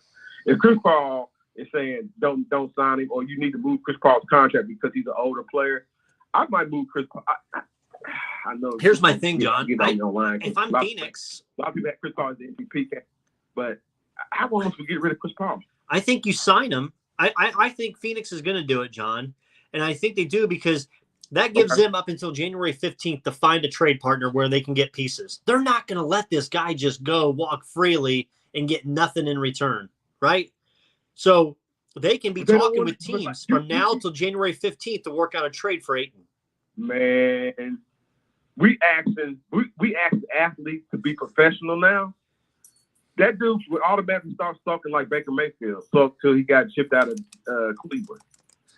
He like, they don't really want me here. I don't really want to be here. They only doing this to use my contract. You see that story, that narrative? You don't use my contract to be here to January, so then they can try to get Kevin Durant and some type of mega deal. You never know. Man, ooh. So now DeAndre Ayton will either be a Pacer or a Sun. That's it. We will know by Saturday night if he's a Pacer or Sun. Why wouldn't they just take the sign and trade deal? I'm sorry, man. I didn't mean to talk over you. No. Why wouldn't they just do the sign and trade deal that the Pacers offered? They didn't want it, apparently. It'd just be good business. Yeah, they didn't want it. I mean, did you see the dialogue with the Brooklyn? I'll call them Brooklyn. The Brooklyn Nets and the Lakers. Did you see the multiple offers that went back and forth? Yeah, you know what? I posted it. Holy cow. Yeah, I know. I checked it out. I get it why they're hesitant to take, just move Kevin Durant for pennies on the dollar. But at this point, Kyrie Irving, he's been more of a distraction to your organization than he has been a credit. So you might have to take a little less. It'll be okay. It'll be fun. They should just say, again, Kyrie Irving is box office, but can you really trust him to play more than 30 games a year? It'll be something else. Now, if it's something else for LeBron to figure out or Team Magic, because, again, there's a lot of voices in that Lakers organization that says, yo, and I think I guess that's what they say about Brooklyn, but they're trying to figure out, like, okay, Kyrie, you generally come into the Lakers, you know what I mean? That's a deal that could still happen, right? If LeBron wants it, so that's one person that's already saying yay for it. And like you said, evidently somebody else is pitching it as well, but they're going to take pennies on dollars to get Kyrie Irving out of there. You're not going to get, the same type of talent back. Nowhere. Not just the Lakers. That's going to be nowhere. Yeah. But then you got to figure out, and that was the deal. Then you got to figure out what to do with Westbrook's contract. Do you absorb it for the remaining part of the year, or did you try to ship that out? Because I know there was another scenario where he went to San Antonio, and other assets went to Brooklyn. Let me ask you this. This is real diva-like stuff that these NBA players are running this year. So it comes down to our final thoughts on the DeAndre Ayton thing. We've kind of said it with DK. Do we want him here? Yes. Do we think he would help this team? Yes. We both want him here. Do we think it gets done? He is a pacer. You say yes. I say no. I think Phoenix is going to end up freaking matching this, and then they're going to trade him in January. Unfortunately, I think that's what's going to happen. Say this happens, John, where he stays in Phoenix. Do the Pacers have option number 2? Do they have a second option? Because you're going to have the most cap space in the NBA right now. If you don't do this, well, think about it. Somebody would pay good top dollar for a healthy Miles Turner around the All-Star break to get a playoff push. Okay, you might give up 2 first rounders. You might give up 2 first rounders. So if that you see what I'm saying, that's correct. So let me just say this. Let me put this out there, and you tell me what your thoughts go. Right now, the Pacers could have possibly $30 million in cap space if Ayton goes back to Phoenix. They'll have $30 million, depending on what they do with trades if Miles Turner. But say they have that $30 million, they have the number 1 cap space going into the next season. Okay, here's some of your free agents that if you wanted to throw money at: LeBron James, Russell Westbrook, Chris Middleton, Kyrie Irving, Porzingis, Kevin Love, Andrew Wiggins, D'Angelo Russell, Horford, Vucevic, and Harrison Barnes. Those are some of your free agents going into the following season. I don't know if there's any max people. Maybe I don't want to pay max money to Chris Middleton. I'm sorry. I really don't. Coming off an injury, you don't know what you're going to get from him next year. LeBron's out of the question. Russ, you don't want to pay Russ, out of the question. Kyrie does. You don't want to put Kyrie here. You don't trust Porzingis. Shit, I don't think it's worthy to get max contract for Kevin Love or D'Angelo Russell. I mean, it feels like you're just going to eat the money again or trade or use it within a trade.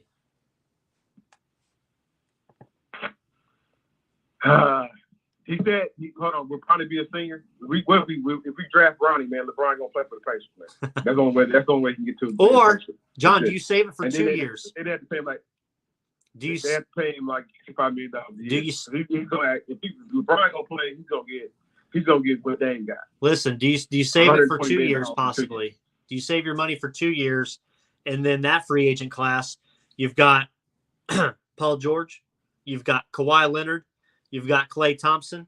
Do you throw that money? Do you try to entice that money a little bit? Hey, come on, boys, come back home, Klay. Paul George, come back home, man. I know DK is listening, man, start losing his mind about that.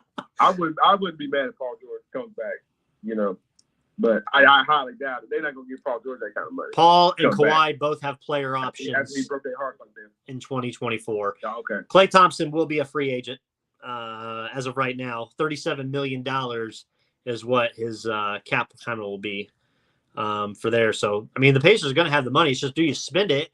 And if they're going to spend that, they're going to have to spend it on a trade and take some try to get a prime star in a trade, because the free agent class does not look great next year as much, and it doesn't look as great the following year. I mean, it does look great the following year, but you're really going to get some players. I mean, you got Drew Holiday is a free agent, Pascal Siakam, Tobias Harris, CJ McCullough, Gordon Hayward, Kyle Lowry, DeMar DeRozan.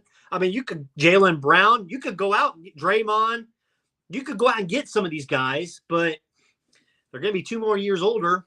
You don't know what wear and tear is going to be on those bodies by the time it comes around for that free agent class. So I think we got to also look at a number 2 option this year.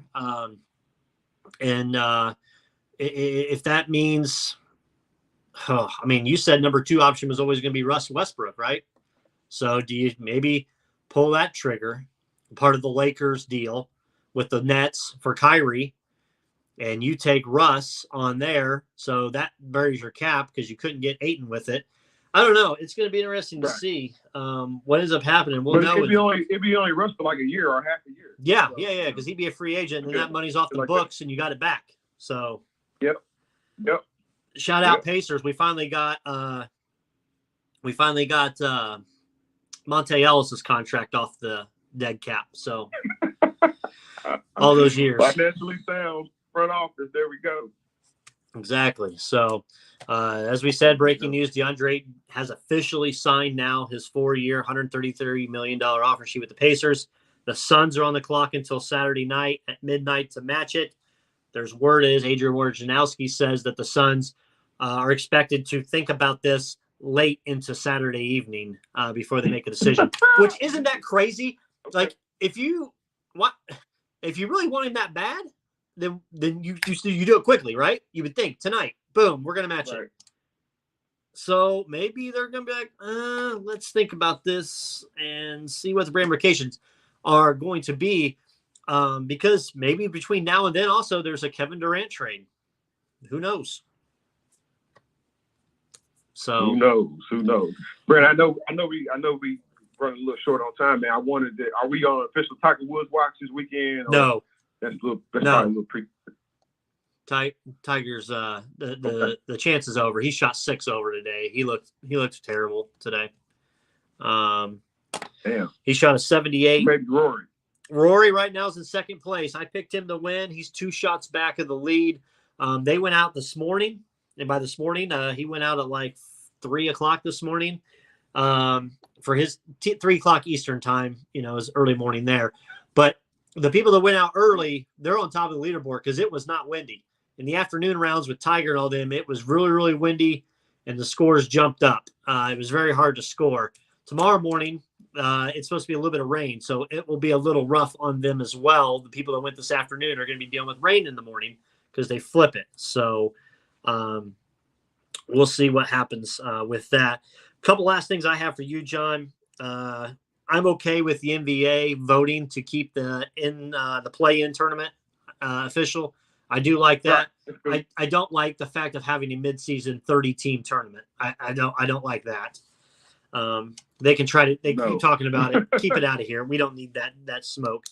And then now the Jazz and Danny Ainge are willing to put trade packages together to get Donovan Mitchell out of there. The Knicks are trying to package a thing together. The thing with the Knicks is Danny Ainge is wanting 4 or 5 or 6 of the first-round picks that the Knicks have. Is Donovan Mitchell really worth 6 first-round picks and R.J. Barrett? What the hell's going on? I mean, I know that's a loaded question, man. What the hell's going on in Utah? Danny Ainge I get it. Donovan Mitchell hasn't played it up to par the last couple of seasons, man. Ever since the explosion, pre-bubble and during the bubble. But man, this team is going to look totally different at the start of the season, man. If Danny Ainge has his way, man. So coach gone, second best player gone, Gobert gone. Now, you know what I'm saying, trying to heist up the Knicks for lottery picks. We know Danny Ainge is a great, builder of teams, architect. He probably already got his eyes on whoever he wants in the draft. So I got a little more breaking news for you. A little more insight, breaking news on the Indiana Pacers, DeAndre Ayton front. I said earlier that the trade talks were talking. They had until midnight to figure out a trade. Here's a little more detail on the trade. The Suns were asking for both the Boston 2023 first-round pick that Indiana had and the Cleveland 2023 first-round pick they had and Miles Turner for that trade. 2 firsts and Miles Turner for DeAndre Ayton. The Pacers had no interest in moving those picks. The 48-hour watch is now on. We shall see what we shall see. You wouldn't have done that, would you? Miles Turner, You wouldn't trade 2 first-round picks next year and Miles Turner for Ayton? Miles Turner and 2 first-round picks. You keeping Duarte, or we let some of these other? No. It's just the 2 first-round picks, and you have 3 next year, but it's 2 of your 3 first-round picks and Miles Turner for DeAndre. That's what they offered, and the Pacers said no. I might have would have rolled with that, but I get it. The Pacers probably want to jettison some of this, this fat that they have off their roster. So that's probably why they said no, and are good with the guards that they, good with the picks going into rolling into the next couple seasons. So it's gonna happen. I just don't know how it's gonna happen. Okay, and go ahead back to your Donovan Mitchell. Sorry, I just saw that posted. No, man, dude. That I kind of wrapped it up, man. Donovan Mitchell is not gonna be with the Utah Jazz going further. It's a team that we at one point thought we could potentially see him return there. As they thought, remember when they said he was the best Utah Jazz player ever? Yeah, like he had leapfrogged some of those big time games he had. They said he had. I mean, they did, and they were 40-point burgers, right? A succession of them, man. They were talking about he was already right underneath like John Stockton and Karl Malone. I was like, whoa, really? So it's not like a franchise that he hadn't embraced as himself, and they embraced him. But Danny Ainge is like pissing all over that. So instead of like trying to make it work and figure it out, man, Don Mitchell might be coming to the East Coast. We shall see. Gotcha. All right, John. Anything else before we close? It's been a wild, wild, wild day. Hold on, I didn't hear you. No, I said, do you have anything else before we close? It's been a wild day. Nah, man. Oh, just one more thing before we close that, man. Shout out to White River Wrestling. I talked with the veteran Jack Bond. I tried to get him to come on later. He's going to come on with us a little bit later on this summer, right? Kind of chop it up. If anybody remembers, he's a champ, I think, too, isn't he? Wrestler, Jack Bond. Yeah, he won a championship. He won 2 championships from 2 different organizations. we had him on with us about a month ago. Kind of talk about the local Indianapolis and Ohio Valley, wrestling scene. Well, he's going to be here again with White River Wrestling Show on Saturday, man. So just be looking, all the folks who kind of listen to our show know, some of the guests we have on, be looking for that in the next couple of weeks or whatever. But like, man, if you want to see him this weekend in the Indianapolis market, the White River Wrestling promotion is throwing an event. So yeah, man. And like I said, me and Brandon went. Maybe like 6-7 months ago, right? Had a good time. Oh man, we got all kind of more breaking news. More breaking news. Shams Charania is reporting that the Phoenix Suns have matched the Pacers' 4-year, $133 million offer sheet. So they've told the stadium and the Athletic, Ayton will be staying in Phoenix. It's official. They have matched it. Indiana's cap space is now frozen. There either will be at the cap or have $31 million in room in the next 2 days elapse. Matching the offer sheet plus Phoenix and the tax penalty with $32 million tax penalty. The cost of a $62 million this season Phoenix. To keep Ayton. It's costing them $62 million this year to keep him. I'm bored. I don't know who. I'm going to find out, Brandon. I do know who's running Phoenix. Man, boo. That means you made a decision now. Yeah. What are you going to do with your other ancillary players that you really like? You letting them go? They made a decision. They letting them go. The Pacers got to figure out what to do with Miles Turner and whoever else is potentially a malcontent that's been, in trade conversations, or player movement conversations. Well, the Pacers at least the Pacers had a number 1 pick officially for like 18 minutes now, officially. But that's crazy though, Brandon. He wants to play for the Pacers. He does. Hey, I love the fact we saw a photoshopped jersey on him. We at least saw that. And by God, wow. DeAndre Ayton's career with the Indiana Pacers lasted less than the length of a Crossroads Sports Radio show. Cookie rule, they matched the contract offer. He's stays with the Suns. Dude, this is like more drama than, you know what I'm saying, all my children. Do you realize been canceled on how many he was a Pacer for less than a segment on the Crossroads Sports Radio show. We had everything from first announcing that he signed to it's going to be talked about till mid-Saturday to now at the end of the show, he is officially a Sun again. Crazy. Well, as soon as they received it, Wojnarowski says, as soon as the Suns received the offer sheet, the franchise matched it. He returns to Phoenix and cannot be traded without his consent for a full year. Okay. For a full year, not even January then. Yeah, well, to the Pacers for a full year. Well, no, he can tell them no to a trade. If they try to trade him in January and he says no, then the Phoenix Suns, there's a whole big tug of war. We're going to be talking about this later on. I don't think the league is going to go into any type of lockout or anything like that. There's a whole big tug of war right now between ownership and players, and like the ownership is where the inflated contract, like how much you can get, how much can you really get once you pay a dude $600 million? Like, are we getting to a championship or not? Right? You know what I'm saying? And all them things, but like the players, just if it was a tug of war where the owners were locked in, the owners just lost because just let him go. Just let you don't even want, and now you give him all the power. So if he says he doesn't want to go to Brooklyn, he ain't going to Brooklyn. If he says he don't want to go to some crook trade that's gonna get him to Portland or wherever, he controls all those dominoes. You should just like, man, you should either trade them like during the season because you didn't want him. Now you do this. This is crazy, man. But Twitter is having its day right now. Twitter's having its day right now, saying they're putting a picture of DeAndre Ayton in the Pacers jersey, and the hashtag just says Pacers legend for 18 minutes. And there's so many. Twitter is hilarious tonight with this DeAndre Ayton and the Pacers stuff. DeAndre Ayton, Pacers legend for 18 official minutes. I wonder how they handle it from a PR standpoint. Like, you know what I'm saying? When they have to interview Shams, the coach and Ayton. Shams says the Suns made it clear through free agency that the franchise intended to bring back Ayton and were committed to spend in order to continue to compete for an NBA title around All-Star Devin Booker, Chris Paul, and DeAndre Ayton. Phoenix now goes approximately $15 million into the luxury tax. Okay. All right. Well, we'll see. To be continued. Well, if we got a lot of money, maybe they can throw some of that to us, right? Right. Yeah, so it's looking like the Pacers put all the bells and whistles into that offer sheet. There was a 4th-year player option. There was a 15% trade bonus and upfront actual payments. That's what it was in the offer sheet the Pacers had. Somebody says, I can't wait for the tribute video next year on the Jumbotron for DeAndre Ayton for the 18 minutes he was with us. It's just, well, back to the drawing board, John. And here's the rough part.